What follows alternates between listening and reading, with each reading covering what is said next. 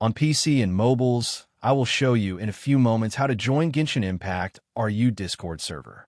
It's the same method on both PC and mobiles. For this, we will open a browser on your PC or mobile. Can be whichever. In my case, I will use Microsoft Edge. Now click on the URL bar and type this URL to be able to join this Discord server.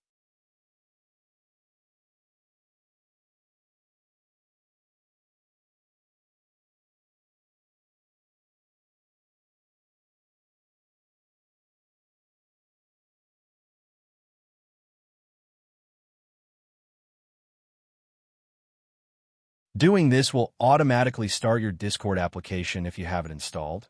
Then click Join, and you'll have access to the Discord server.